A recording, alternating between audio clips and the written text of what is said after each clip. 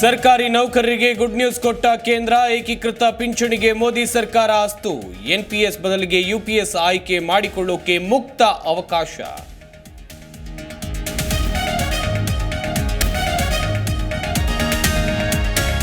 ಬಾಂಗ್ಲಾದೇಶದಲ್ಲಿ ಭಾರೀ ಮಳೆ ಪ್ರವಾಹ. ವರುಣನ ಆರ್ಭಟಕ್ಕೆ ತತ್ತರಿಸಿದ ಜನ.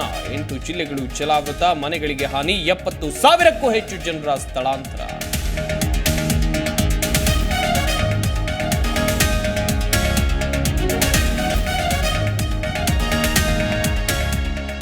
ಕೋಲ್ಕತ್ತಾ ವೈದ್ಯೆ ಅತ್ಯಾಚಾರ ಕೊಲೆ ಪ್ರಕರಣ. ಪಶ್ಚಿಮ ಬಂಗಾಳದಲ್ಲಿ ಮುಂದುವರಿದ ಪ್ರತಿಭಟನೆ. ತಪ್ಪಿತಸ್ಥರಿಗೆ ಕಠಿಣ ಶಿಕ್ಷೆ ಆಗಲಿ ಎಂದು ನಟರ ಪ್ರೊಟೆಸ್ಟ್.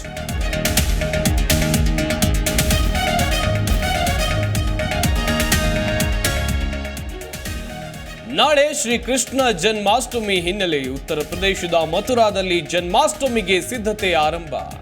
ಮಧುವಣ ಗಿತ್ತಿಯಂತೆ ಸಿಂಗಾರಗೊಂಡ ಪ್ರತಿ ರಸ್ತೆಗಳು.